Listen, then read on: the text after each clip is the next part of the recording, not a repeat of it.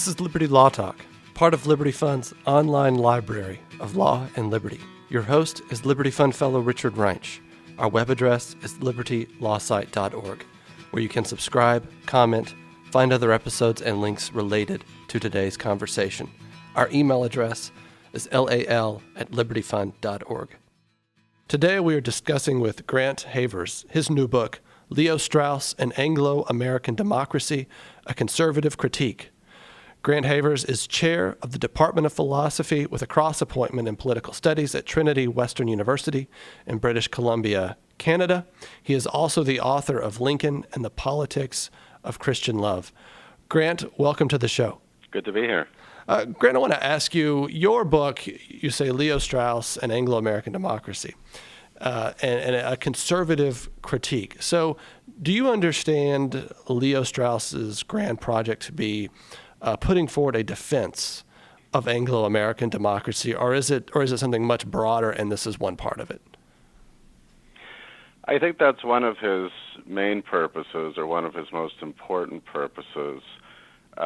Most readers of Strauss tend to believe that he literally seeks a recovery of ancient wisdom in order to correct some of the vices of the modern age. My own view is that that claim has to be treated with caution. What he was trying to do was to shore up the foundations of a modern regime, namely Anglo-American democracy, which I think sincerely he believed to be the best possible regime for all human beings. So his project is more modern than most of his readers often take it to be. So let me just get into your book here. How do you differ from other critics of Leo Strauss? I mean, there are a lot of prominent, we'll say, left-wing critiques of Strauss and his writings. Then we have kind of his conservative disciples or students defending him. A lot of publications recently in the last couple of years have come out defending Strauss. And then, of course, we had during, which I think was wrong-headed, or the belief that Strauss was somehow responsible in a grand way for George W. Bush's foreign policy program. How do you differ, though, from other critics of Strauss? Because you are arguing that yours is a unique consideration that hasn't really been put forward.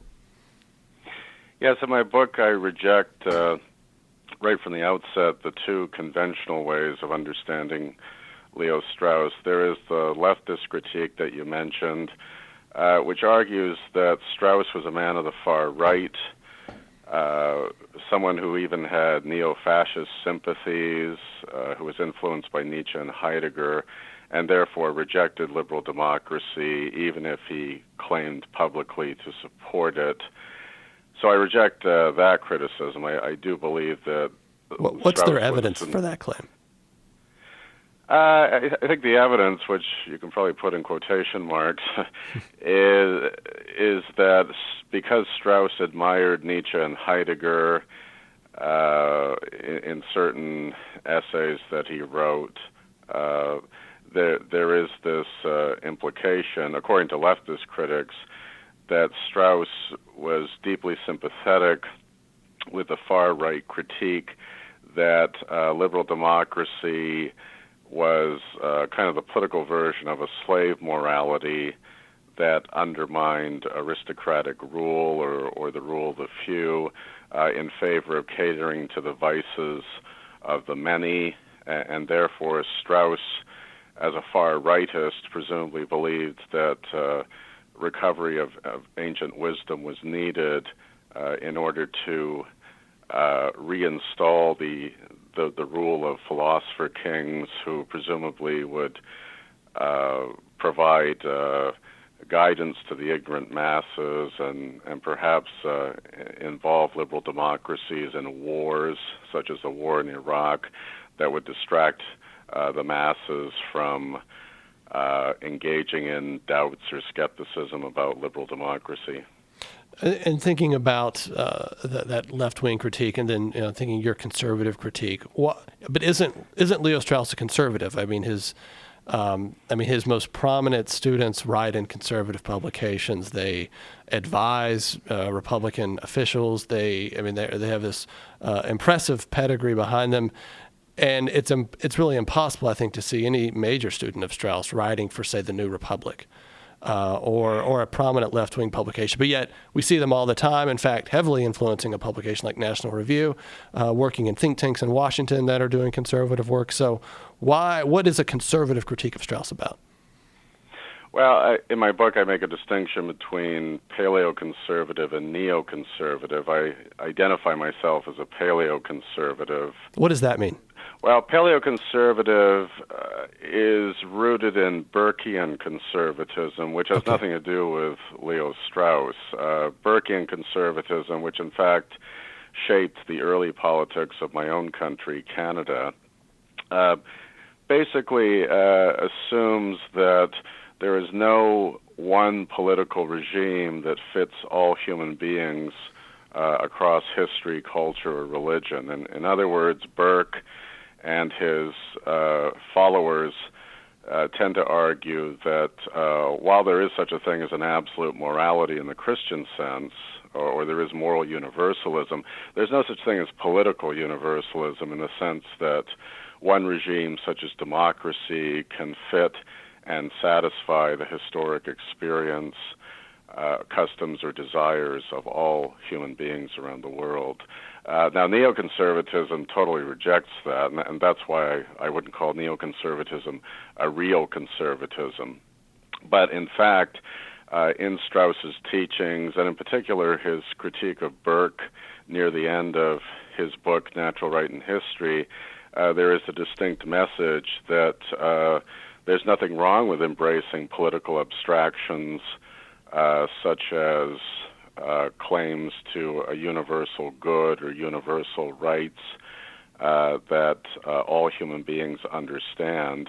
So the Straussian neoconservative message is quite radically opposed to the Burkean message about whether there is one political regime that fits all human beings.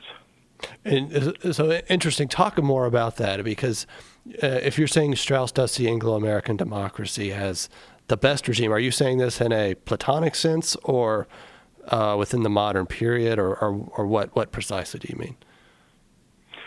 Well, the way I read Strauss is that in his view, Anglo-American democracy was the best regime, not just for Anglo-Americans, because he would call that an historicist view. He roundly rejected the view that only Anglo-American peoples could understand or benefit from liberal democracy, and in the process argued that it's very important for real defenders of democracy, presumably his students and followers, to portray Anglo-American democracy as a universal regime. That is a regime that is desired and understood and practiced, or at least capable of being practiced by all human beings.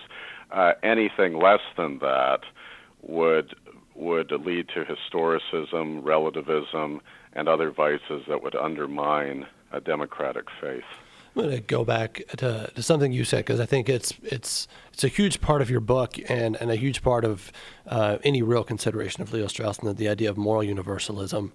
And of course, getting to moral universalism is, of course, human reason. And the Straussian belief, Leo Strauss's belief, that there are not, I'll say, cognitive limitations to what we can know. We actually can know the good. And we can find a way to understand this in the political realm, but you dispute that heavily as a Burkean conservative, and I assume you just outright you dispute that. But I want to think though, what about and if we just put Strauss in context, which I guess that's paradoxical, but if we put Strauss in a context of the aftermath of World War II. We think about prominent left-wing writers, many of them Marxists, but yet epistemologically really rejecting that we can actually know what it means to live a dignified life of freedom and virtue. Do we not actually see in a book like Natural Right, Strauss's major book, or a series of essays, What is Political Philosophy, someone who is trying to appeal back to first principles of human reasoning in order to defend the free person and bolster that? Do you think that's just wrong epistemologically, or do you see it as more of he's got kind of an ulterior motive there, and so that doesn't really matter? Yeah, you're right to position his thought in the post-World War II or Cold War context, where there was a great deal of anxiety over the survival of Western democracy, even after the defeat of Nazism. Of course, Western democracy, and especially the United States, had to face down the new threat of Soviet communism. So Strauss, like many Cold War liberal intellectuals, argued that a new effort had to be made to show that Western democracy was the universal regime that was superior not just to Soviet communism, but to all other possible rivals in history or around the world. You mentioned the assumption of reason, whether it's universal or not.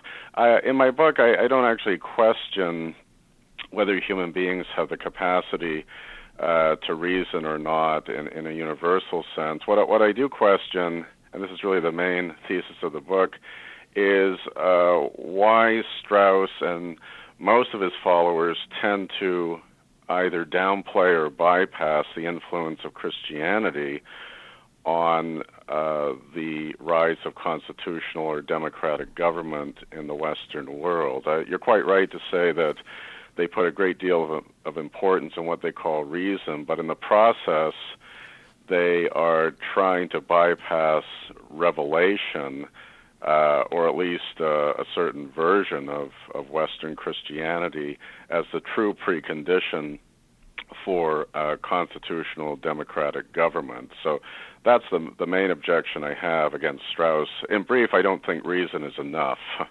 I think history certainly shows that Christianity, perhaps bourgeois Christianity, is necessary as a precondition for successful self-government.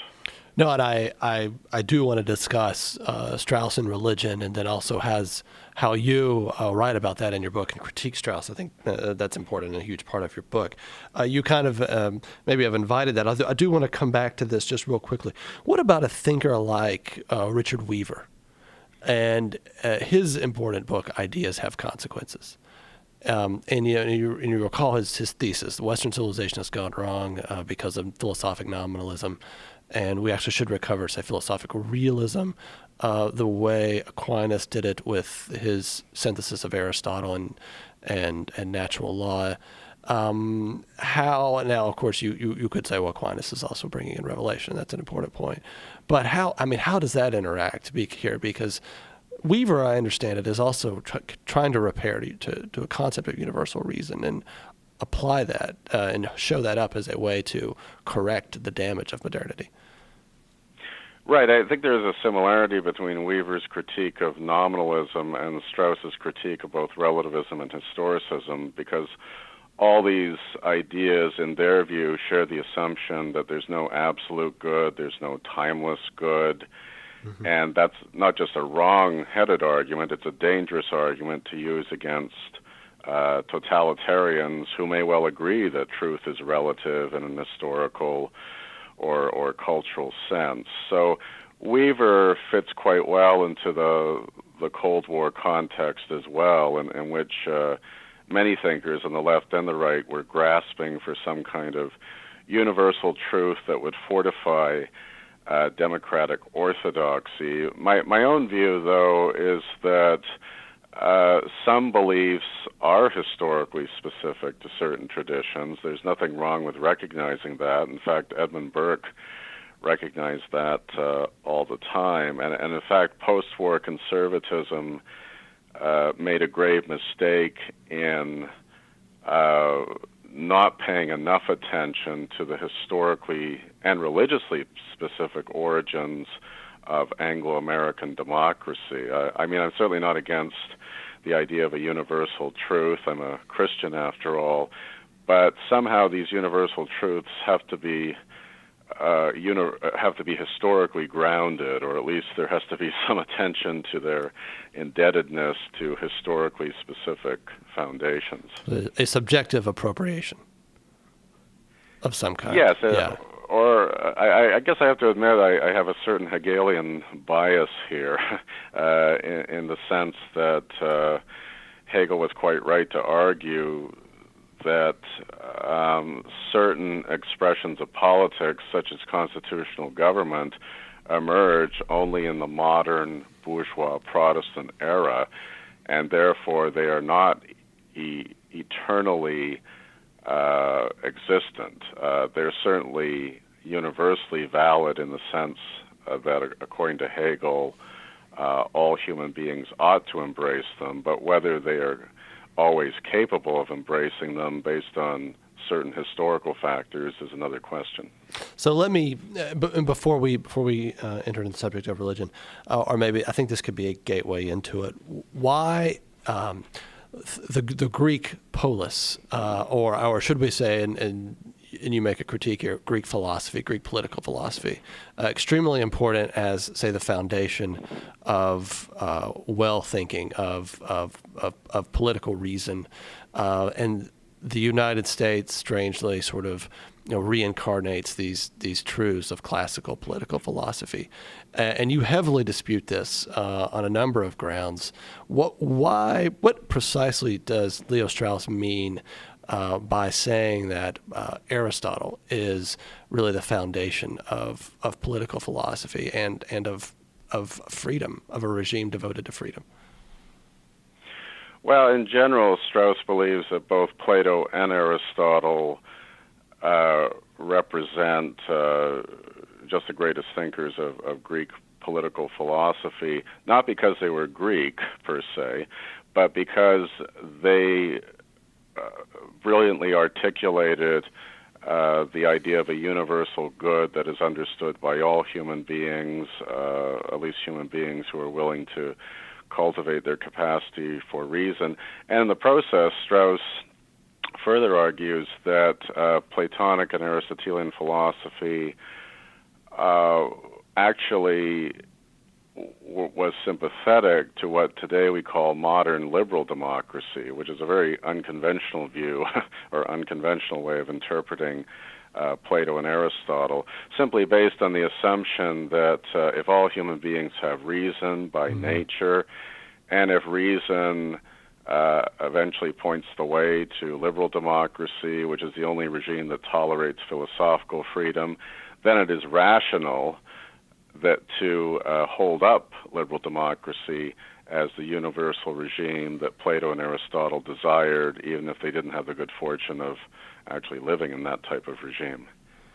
But what's ironic about that interpretation is that the Anglo-American tradition that Strauss and his followers love so much generally rejected the Greeks.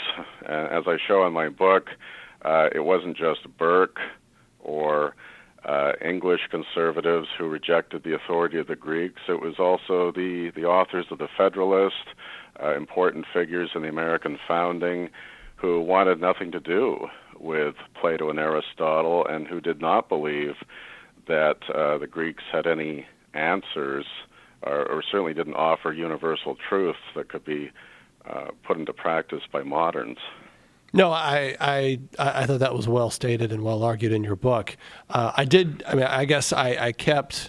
was puzzled over the actual reasons for why Strauss would point to Plato and Aristotle, and I kept coming back to it. It had to be this process of reason and this process of we make laws by deliberation as rational beings, and they're willing to to establish that as a principle, and that, of course, is the ground of say, Anglo-American democracy. But I think this really does introduce a huge part of the critique in your book. And something that I was wondering is, so one problem with the polis is there is no space for individual freedom. And this is well noted by many thinkers, particularly in the early modern period. Benjamin Constant has a great essay, Liberty According to the Ancients and Liberty According to the Moderns. And he makes this critique that what breaks us out of the polis is precisely Christianity. Christianity breaks the causal link of the polis determining your soul, or kind of encapsulating your identity. You're actually higher than the state. Your ends are higher than the state. How did Strauss deal with, say, that basic criticism? Well, yeah, you're right to bring in Christianity into this discussion. I should mention that Strauss was always careful as to where he stood on Christianity. He rarely made any brazen or obvious criticism of Christianity, but I think implicitly he believed that loyalty to a regime was very important, that it was essential for a wise elite to foster a kind of loyalty on the part of citizens to their regime, and that the Greeks, especially Plato and Aristotle, understood this.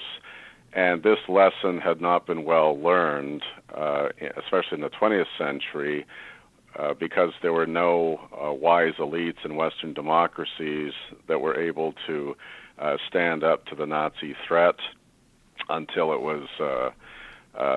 until the Nazi Germany was ready to go to war with Western democracies, and therefore there was a failure of elite resolve that in turn had failed to foster true loyal citizenship among the citizen populations of Western democracy. So in that sense, Strauss wants to go back to the ancient Platonic Aristotelian view that fosters this kind of loyalty or friendship that provides a bond within a political regime and strengthens democratic orthodoxy.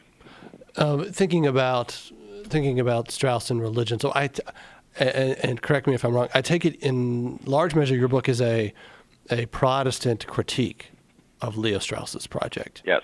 And so precisely, what does that mean? And I guess it comes down to what Strauss thought of, say, divine will, and what that can mean for a political regime. That's right, and I guess that's one aspect of my book that's perhaps unique. There are certainly Christian critiques of Strauss, but they tend to come from a Catholic or Thomistic perspective. What I mean by Protestant is that I certainly agree with Strauss that there is a difference between Athens and Jerusalem. I would certainly agree with him that the political and philosophical morality of Athens is radically different from both the Judaic and Christian account of morality that he calls Jerusalem. And I call that Protestant because the Athens-Jerusalem distinction has roots, not just in the early church with Tertullian, for example, but also in the early Reformation. Martin Luther actually made a very radical and polemical distinction between paganism, that is Athens, and the Bible, that is Jerusalem. So one thing I try to bring out in my book, especially in the last chapter, is my agreement with Strauss that Athens and Jerusalem are often opposed to each other, especially as to the existence of charity, or love thy neighbor as thyself, or love thine enemy as one would love God. That is a morality that comes out of Jerusalem. It certainly doesn't come out of Athens.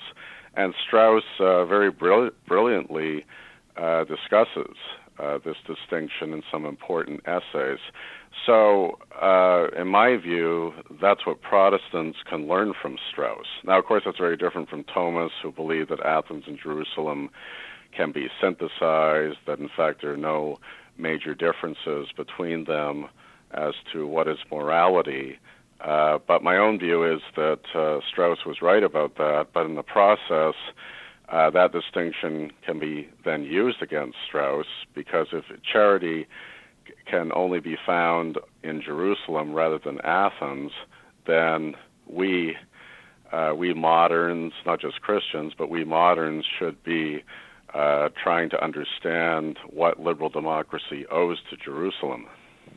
And talk about that some more, because as I see it, there's also some other parts of Strauss that are interesting here. One is, what did he think of divine will? I mean, I think he saw it as command, and if it's command, then it can never be the life of a philosopher in any way, because the life of the philosopher is a quest to know the whole, and it's a quest of reason, and so command would fall out. And then he also doesn't actually say that a life of revelation can actually be disproved by reason, or that the religious life. And so that's also kind of, I think, factoring in here. And then, just thinking about this whole idea of the quest, of say, the zetetic quest, as it's called, and how that would actually, feature into the type of regime you're constructing, as well, or how, those who are engaged in that, what they would want that regime to look like. And to be, and those are, I think, things that kind of going on in my mind as I think about this, your Protestant critique. Well, that's right. And if it is true that reason, or at least reason alone, cannot provide an argument for Christian virtues such as charity, mercy, or humility, then it would be all the more important, in my view, for political philosophers to call attention to the importance of these virtues, of the fragility of these virtues. So I actually agree with Strauss, and this is kind of a Protestant argument, that reason cannot be relied on exclusively to provide an argument for Christian virtues that are very important in the historical development of liberal democracy. I mean, clearly the early social contract theorists, such as Hobbes, Spinoza, and Locke, who could not necessarily be called pious believers in any sense, nevertheless did believe that Christian charity was an essential precondition of the social contract, and in the process played up the importance of charity at the expense of relying on Greek wisdom, which in their view had nothing to say about Christian charity. Yeah, it's interesting in your chapter on, or the part of your book where you discuss Strauss on Locke and then Strauss on Hobbes as part of, his critique of the three waves of modernity, and these guys would be the first wave, the early modern thinkers. And I've, apart from having read Leo Strauss, I too have read Locke as someone who's doing something new and political philosophy, in the sense of, or say Hobbes and Locke, in the sense of the state of nature, what that's all about, what that really means. And then there are arguments about epistemology and human will, and even Locke talks about nature is 99% worthless. What makes nature good, or something of value, is almost all what human beings can bring to it. And in that light, I've always been sympathetic to what Locke is, to what Strauss is, how he's reading those two thinkers in particular, has people who are really quite dangerous in the sense of what they could pose for the Western mind. And then you kind of rehabilitate and say there's this religious element to their thought that he is ignoring. Yes, well, Strauss, as you know, would argue that moderns who support Christian credos such as charity are only paying lip service to these credos, and in fact these moderns are just impious sneaks, or in fact they're secret atheists who don't really believe in Christianity but find it politically useful. My own view is that whatever the sincerity of Hobbes, Locke, or Spinoza on matters of piety, I think they did sincerely believe that charity was necessary for politics, and in fact was a superior morality as compared to moralities that were part of the Greco-Roman tradition, because charity in some sense calls for the end of tyranny or calls for the end of tragic political conflict that unfortunately characterized the city-states of Greece and Rome. And there's a long chapter on that theme in my own book. But you're quite right to argue that Strauss was worried about how the moderns devalued nature or reduced nature to just sentiment or egoistic calculation. Of course, that ties in with his anxiety about the survival of democracy, that if we can't appeal to nature or natural capacities such as human reason, then how can we demonstrate that democracy is any better than any other regime? Do you find that valid? Because I do, even as I appreciate a lot of the criticisms in your book, I think that's just a bedrock worry foundation that is a legitimate part of Strauss's thinking. Yeah, I think to some extent it certainly has a persuasive rationale to it. However, I think it's also dangerous to exaggerate the universalism of notions such as charity or constitutional government, for that matter. Again, I am a moral universalist in the sense that I believe that everybody should practice charity, whether they're Christian or not. But I also believe that that's different from historical universalism, which would claim that all human beings at all times have desires for self-government, and there's nothing within history or nature that necessarily prevents them from embracing self-government. I would think the experience of the Iraq War, the intervention in Afghanistan, the transformation of the Arab Spring into the Arab Winter, all of these major historical events have tended to undermine kind of the Cold War view that all human beings desire democracy or desire it in the same way. No, I think I think you're right. We could say George W. Bush said human beings desire freedom. That may be true. They don't necessarily desire the intense commitments that have to be made in order to support the rule of law and represent democracy and liberalism. And that's a whole different thing that was lost, I think, in a lot of people's minds. Although it does seem that sort of my friend Daniel Mahoney, who you quote in the book, has a great essay on the two waves of neoconservatism, which you probably read, and he kind of says the second wave of neoconservatism doesn't really owe much to Leo Strauss. They owe much more to Francis Fukuyama, insofar as they think about foreign policy and believing that they are sort of Lenin to Marx in a certain sense, and giving a push to democracy around the globe. I want to talk about these sort of grand political figures in Leo Strauss's writing. One is Winston Churchill.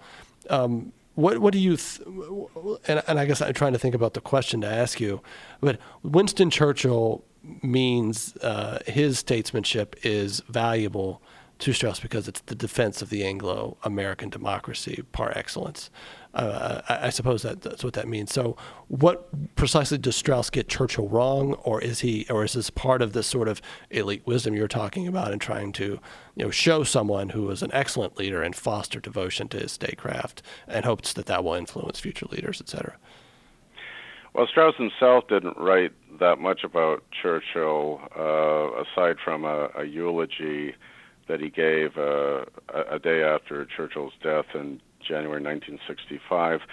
But generally, he and his students certainly celebrate Churchill, as well as Abraham Lincoln, as the greatest of modern statesmen, not because they're moderns, but because in some sense they channeled ancient or classical wisdom in order to shore up the floundering democracies of their time.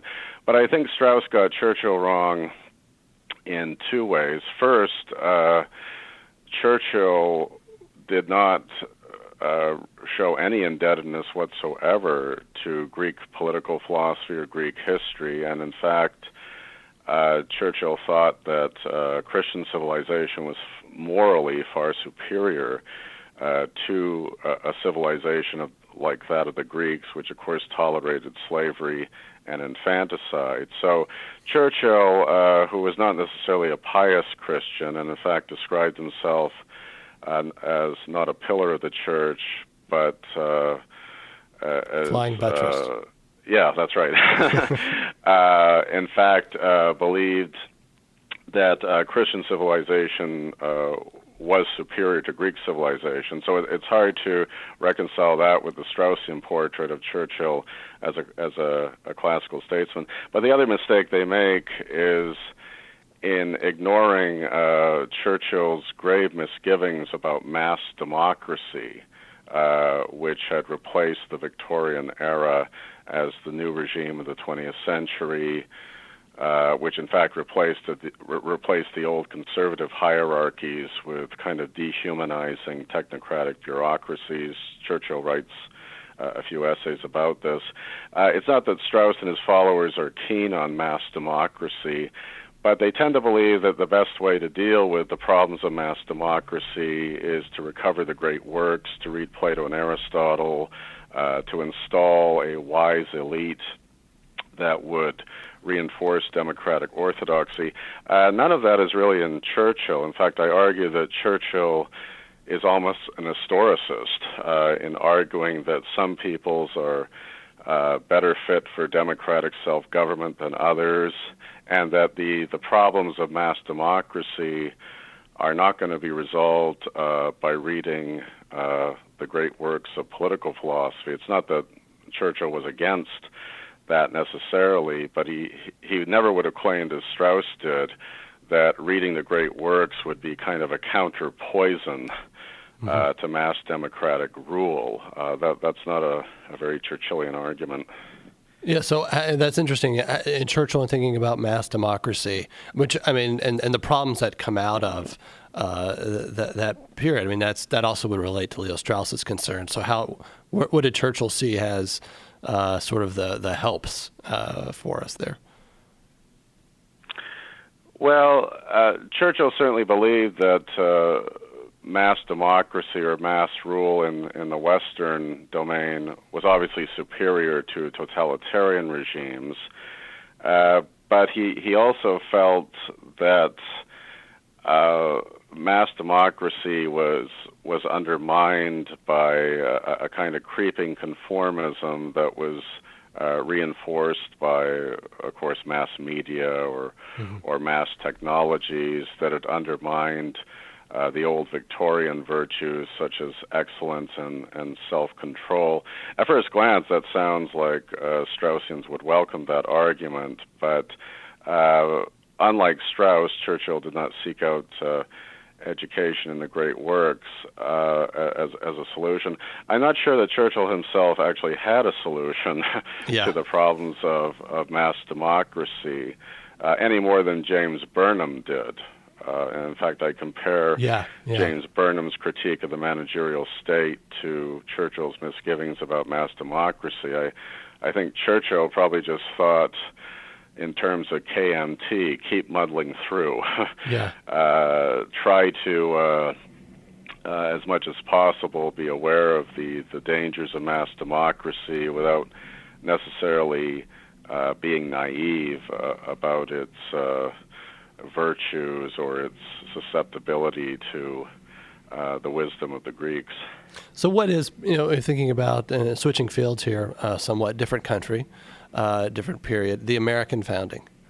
And there's an argument, Harry Jaffa, this is, I think, a huge part of his writing, and maybe the later part of his career, of the Aristotelian American founding. And then Strauss, not the same, I think, as Jaffa, but Strauss also writing about our indebtedness to classical philosophy. But how precisely, in your judgment, I mean, where does he go wrong in that?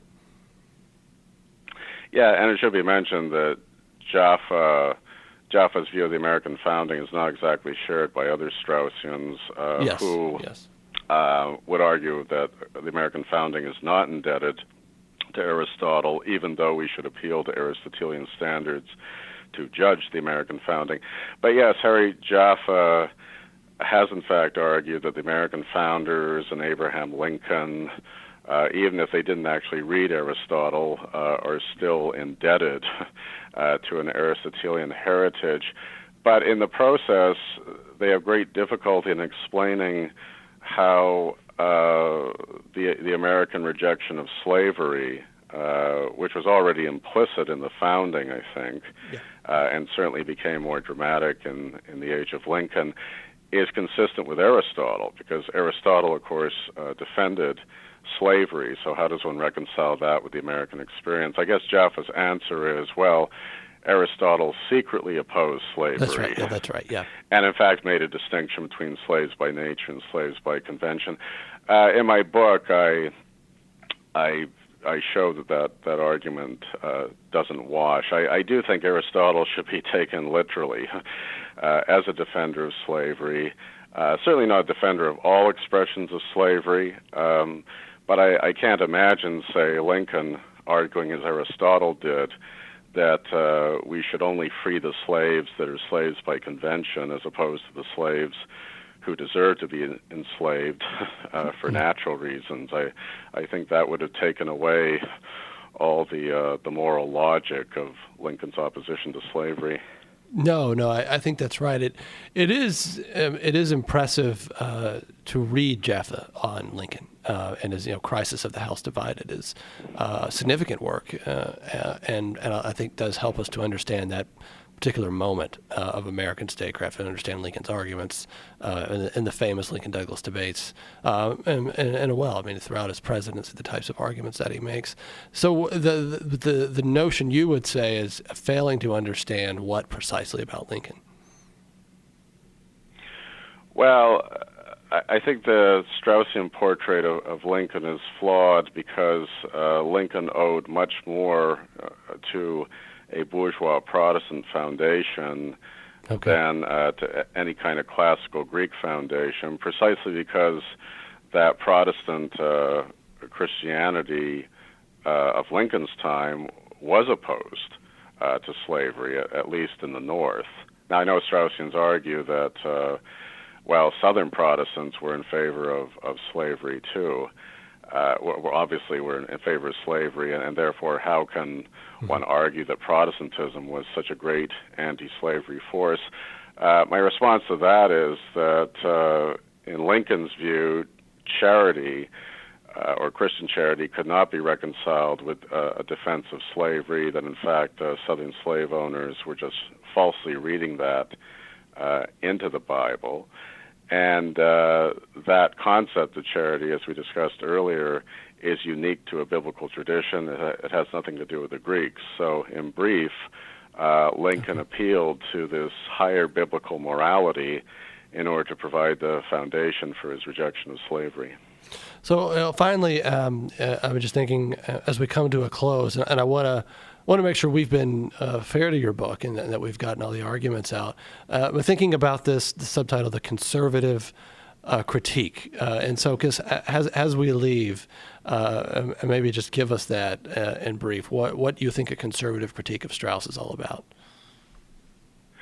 I think what that amounts to is, first of all, recognizing in fairness to the man that he probably had conservative views as a human being or in his personal life. I think he probably appreciates some traditional mores, and in fact sometimes describes himself as a hopeless reactionary.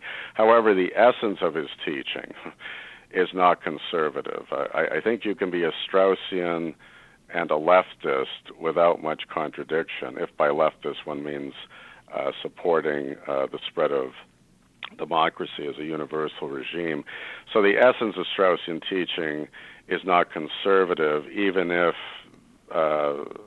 Strauss himself had conservative inclinations, which are, I think, not necessarily reflected in his essential teaching about the universal goodness of democracy. So I think especially in our own troubled period in history in which different peoples around the world are struggling with the meaning of democracy, I think a true conservative has to be very wary of any universal appeals to the desirability or possibility of democracy in lands or territories that perhaps have not benefited from the rule of law or church-state separation or other conservative institutions. Grant, thank you so much. The book is Leo Strauss, An Anglo-American Democracy, a Conservative Critique. We've been talking with the author, Grant Havers. Thank you so much. Thank you, Richard. This is your host, Richard Greinch, and you have been listening to a podcast that can be found at libertylawsite.org, where you can subscribe, comment, and find other episodes and links related to today's conversation. Our email address is lal@libertyfund.org.